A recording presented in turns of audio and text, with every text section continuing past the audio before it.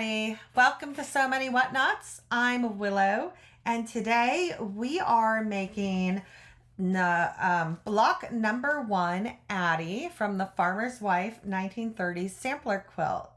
So let's get started. I have all my fabrics picked out. I have 2 10-inch squares for this one and some solid from a fat quarter. And let's take a look at what we're going to be making today. All right, that is block number 1. And so what we'll have, we're gonna have a big square, some other squares, and then we're gonna make some flying geese units. And so, yeah, let's get started with it. I'm gonna put my book on here and we'll start tracing our templates.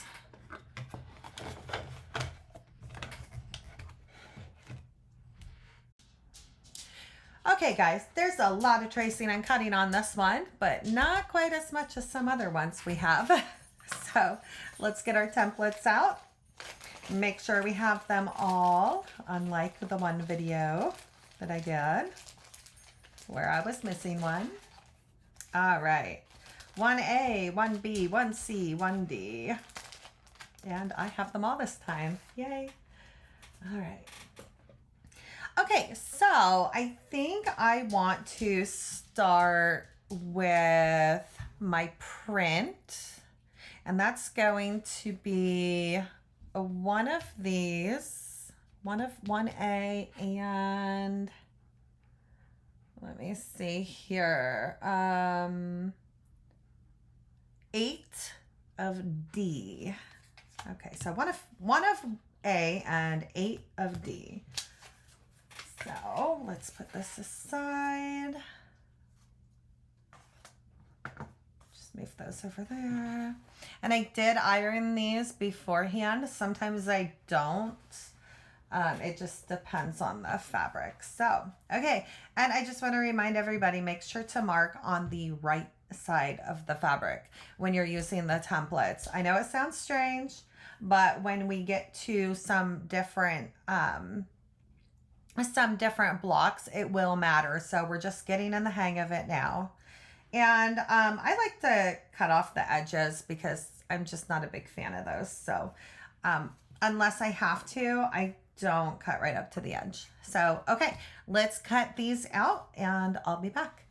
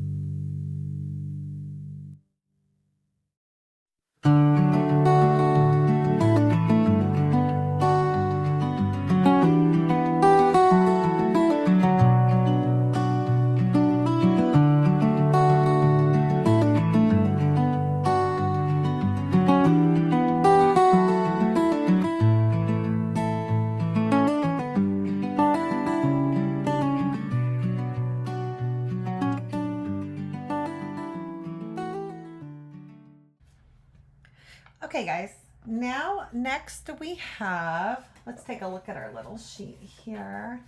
So I also have my book over here on a book stand, so I can see the color. Just a little tip. I print out the whole sheet and then cut them out. And what you could do, which would be a pretty good idea, is take some colored pencils or markers and just kind of like color in how you want your block to look. And I think that'd be a really good idea. I'm trying to stay, I wouldn't say true to the book, but I'm trying to use similar colors to what they have in the book, if possible. So I'm not coloring mine, but that's just a little tip. And the other thing that I didn't mention in my other videos, one, for these square blocks, you can absolutely use a rotary cutter and a ruler to make it easier. And then for these little pieces, if you did not glue your paper to cardboard like I did to make templates, you could put your piece of paper on top and pin it there and cut it out. Now, I am not a clothing maker, but I have made teddy bears and purses and stuff. So I have actually pinned templates to fabric to cut them out, and you can absolutely do that. This is just my method because I wanted to have these to make as many quilts as I want without having to print paper again. And so, you know, that's why I'm tracing and cutting like I am. Okay, so the next one we're going to do, let's do the yellow. So that would be these inside ones here, and those are D, and so I'll need 8D. So the same template we just used, we're going to cut out 8. Now the other thing I don't do, when you use a rotary cutter, a lot of times you can cut like 4 layers of fabric. I don't do that because I'm cutting them with scissors, and when you pick up fabric to cut with scissors, it tends to move. So if it has 8 pieces, I'm literally cutting and tracing 8 pieces instead of folding my fabric. And that wasn't a question. It's just something I thought maybe somebody would ask why I'm tracing 8 of them instead of 2 and then folding fabric. So, okay, let's get these traced and cut out.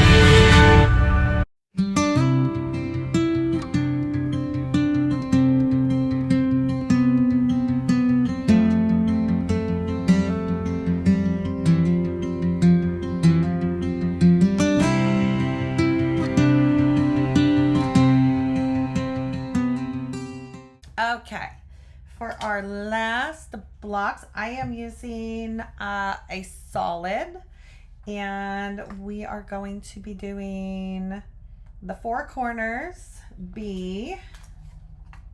So we need 4 of these, and these middle pieces here, and so C, we'll need C, and we will need 4 of those. So let's get these traced and cut out, and then we will get everything laid out on our board.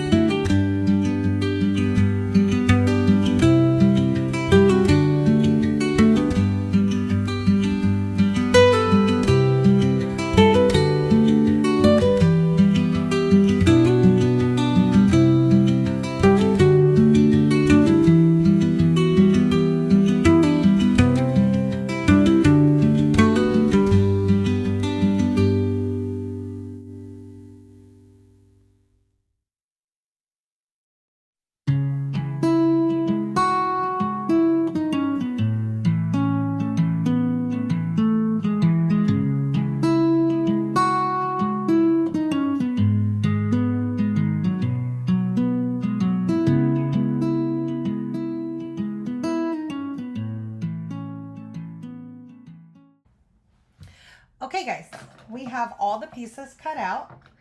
That did not take as long as I thought it would, but it was still about a half hour. And so now we're going to lay everything out. We'll start with our center. Let's do our 4 corners. To move stuff.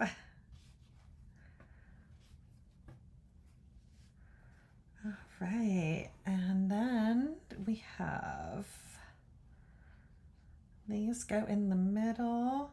I love laying everything out like this. It just really helps keep everything organized. If you don't have a board, I highly recommend making one. You can buy them too, but they're really simple to make. Okay, let's see here. Our prints. Okay, these are where I will mess up if anything. All right, so, and we're gonna put them together. We're gonna put these center pieces together first. So I wanna line them up more with these triangles as opposed to lining them up over with the squares. So hopefully I get this right.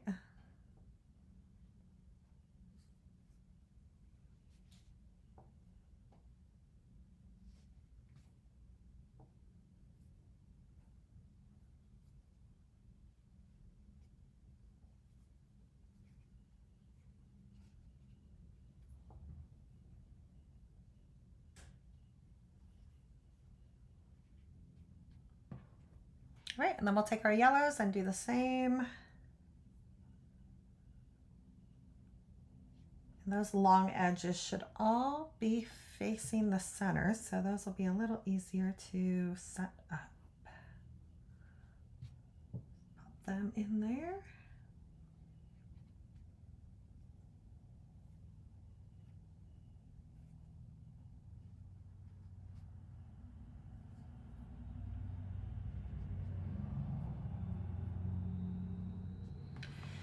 Okay, let's take a double look and make sure we have that set up right.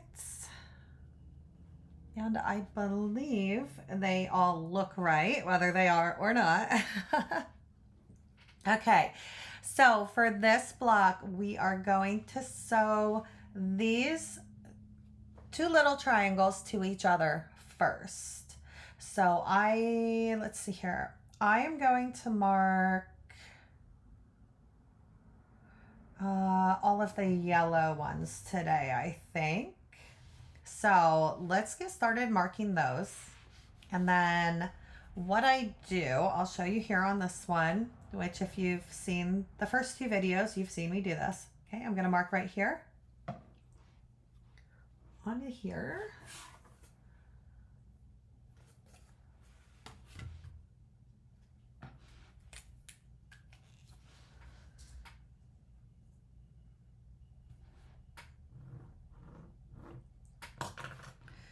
Okay, and to make sure I did it right, I'm going to put it back. It looks right. I'm going to fold it over to the piece that I am going to be sewing it to. And then I am going to put a pin in it. And I might just do 1 pin on these. I'm going to start with 1 pin and see how it goes. They're just so tiny. All right. And then I'm going to put that right back there. I always want to put them back where I got them from. So I'm going to go do the rest of these and pin them. And try to keep that in view as best as I can for you guys. All right. That might work.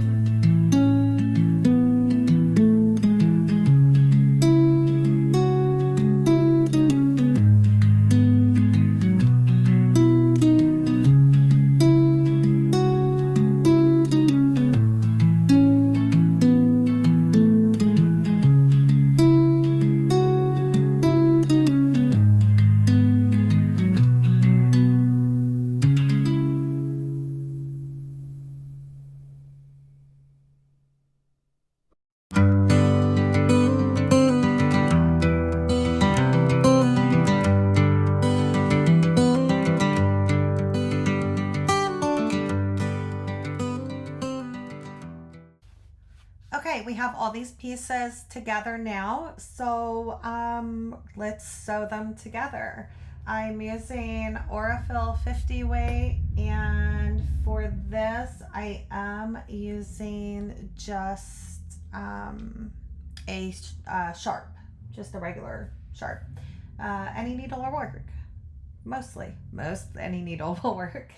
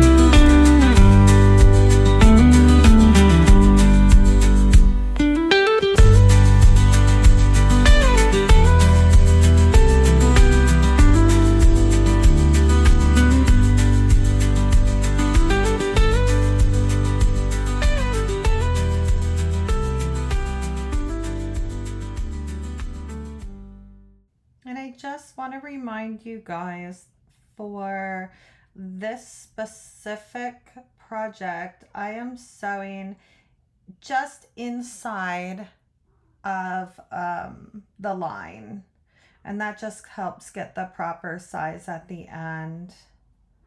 I find if you sew on the line like I do for pretty much all my sewing, I sew on the line, but for these specific blocks, a scant fourth is what you want to do, and that's whether you're doing it by hand or machine. So just a quick little tip there. And I also do sew a lot closer to the edge than the 1/4 inch here. So typically I'd start a 1/4 inch in, but we're not trimming these down. So I mean, you really can go pretty close to the edge. So I do more like an 1/8, I think. Not great at measuring. And the other thing is, as I sew these along, I think I'm going to roll them out. So you can use an iron and press. I like to use the roller.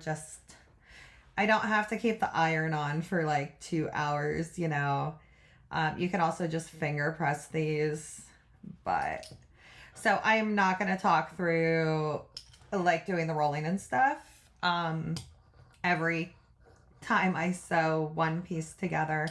So just know as I go, I am sewing those together, and then I am going to put the piece back where it belongs. And so this piece goes right here. I think that looks right. All right, so I'm gonna finish sewing these together.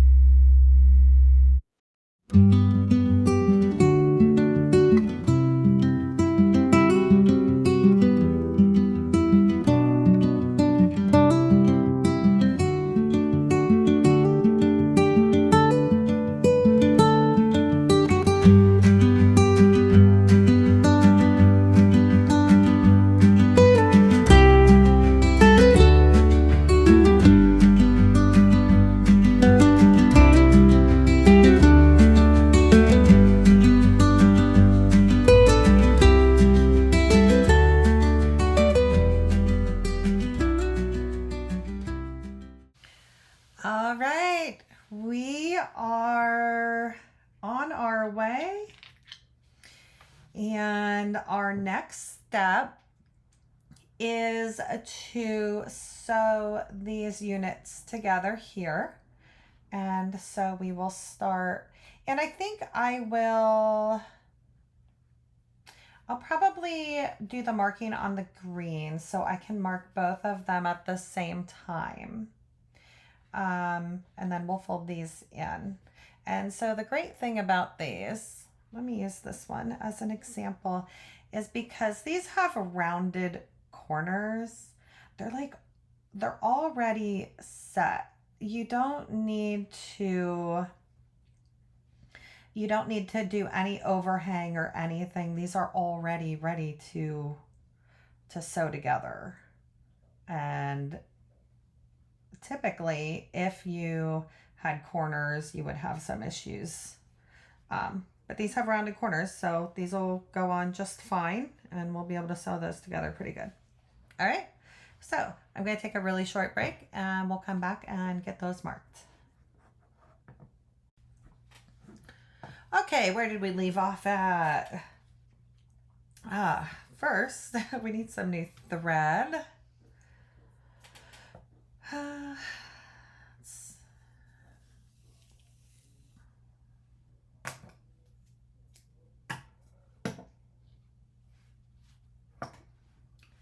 And it's caught. All right, so we are going to mark the green pieces. And again, you can mark them however works for you. If you would prefer to mark the other pieces, that is fine. Oy. Wait, maybe I needed a longer break because my knots are angry. I have angry knots. All right. Well, the angry knot will work. So let's mark and pin our pieces now. So what I'm going to do is I am going to mark on both short sides. Do I want to do it that way? Let me think here for a second. Sometimes I need to think. I almost want to do this side, but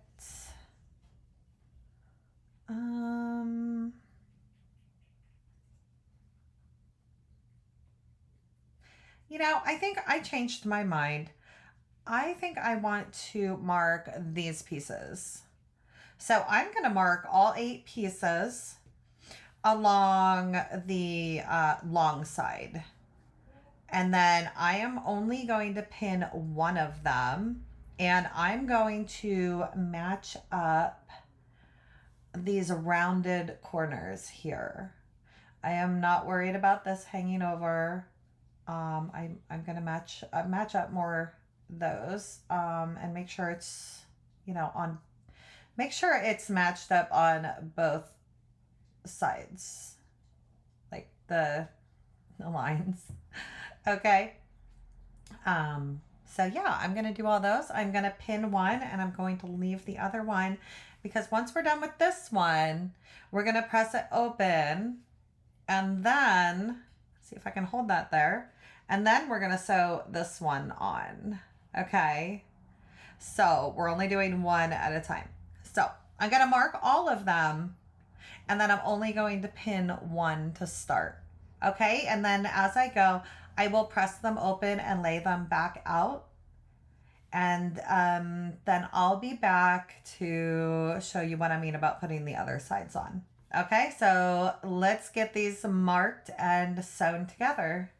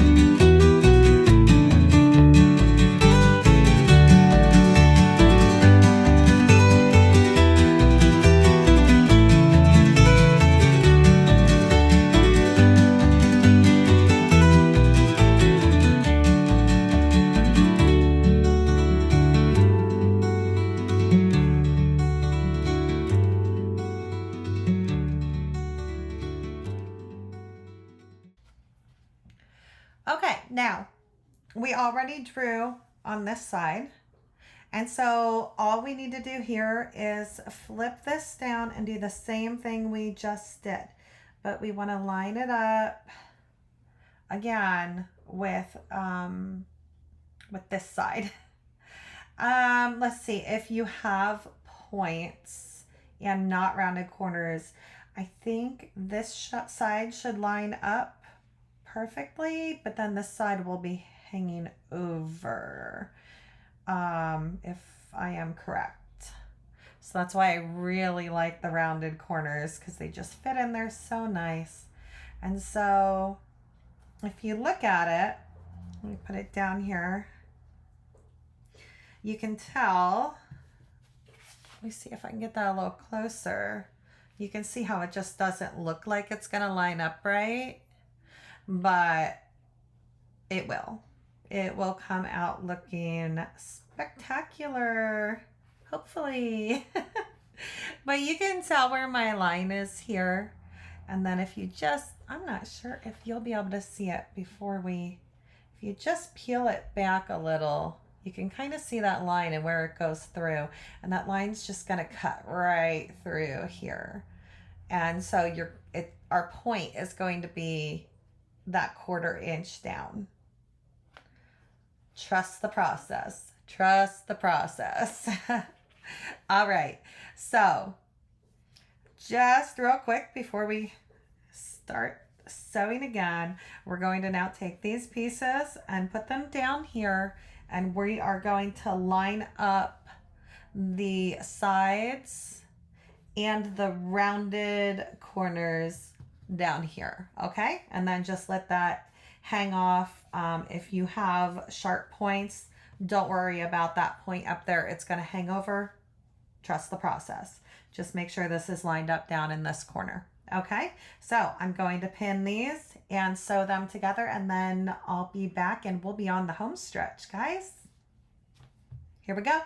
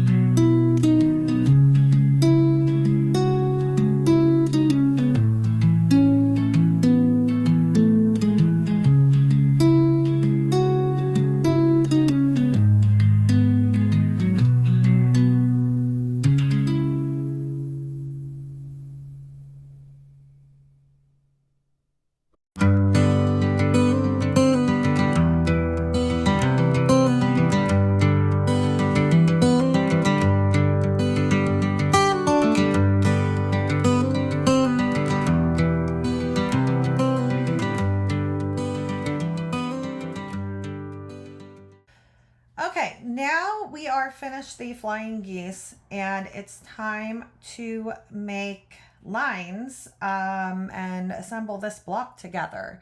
So the book has you making lines this way, but you can also sew them together this way. So let me show you what I mean. These two would go here according to the book. We'll sew these two together, and then we'll sew this together. But the other way you can do it is to sew up and down. So you can take these,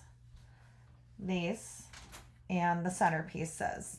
And it doesn't work on every block, but some blocks just work out this way where you can do it two different ways. So we're going to do it how the book tells us to do it.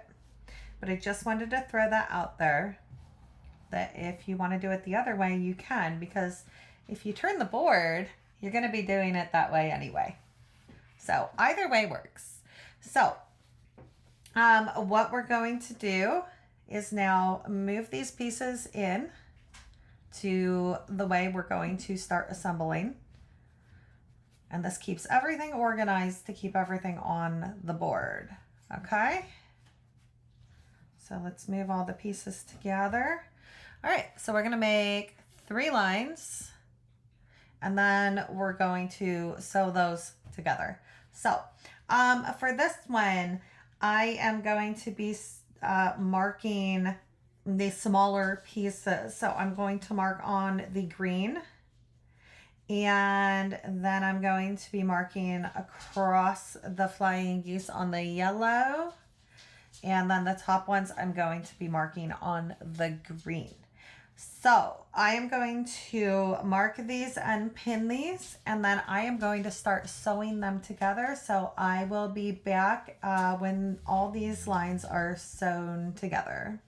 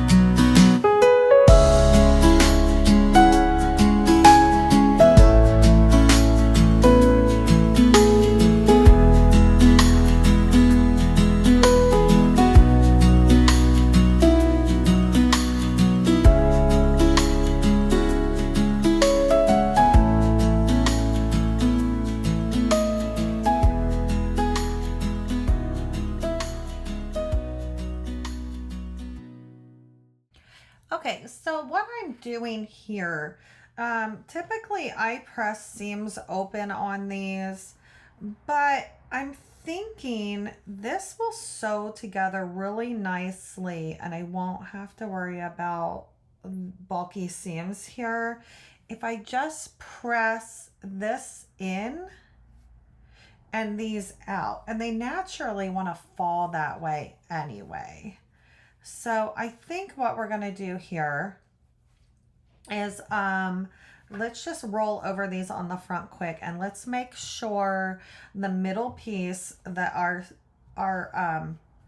seams are facing the white or the light color in the center, and then we'll do the other ones the other way.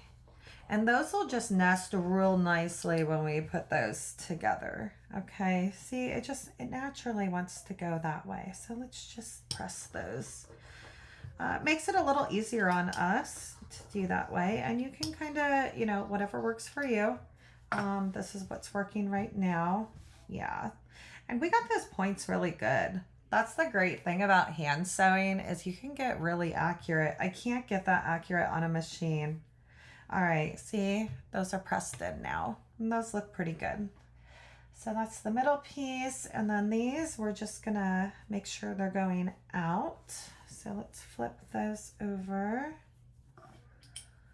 And I will iron this or press it with an iron when I am finished. I do not videotape that because I have to get my iron set up and all that stuff. And I'd like to keep these as short as possible. So, yeah.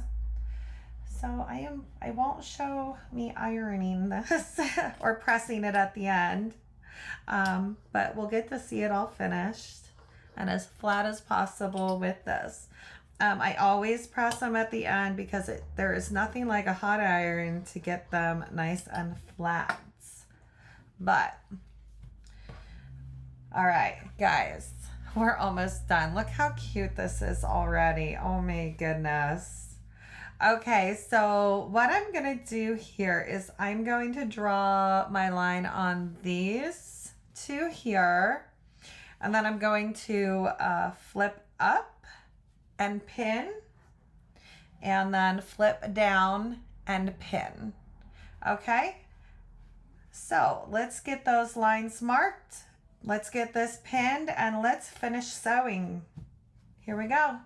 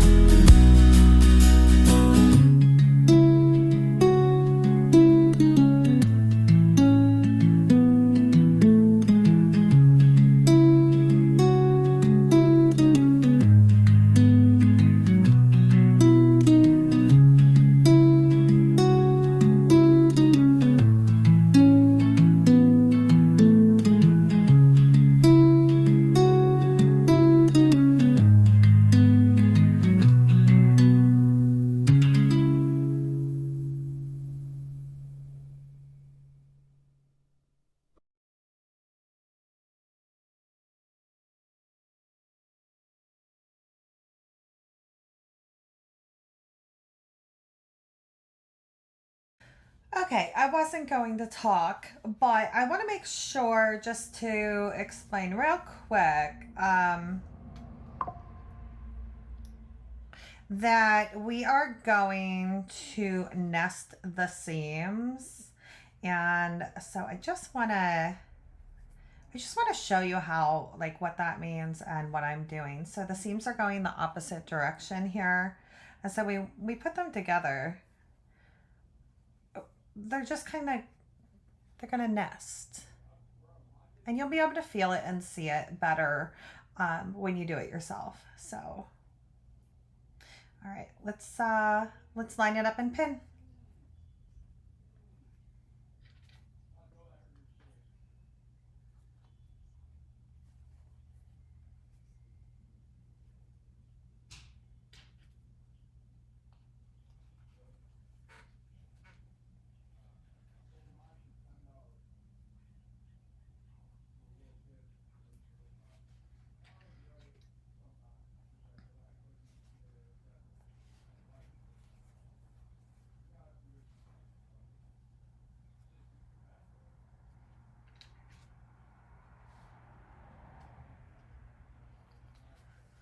And I totally pinned on the wrong side, but we're just gonna leave them in there because it's not that big of a deal.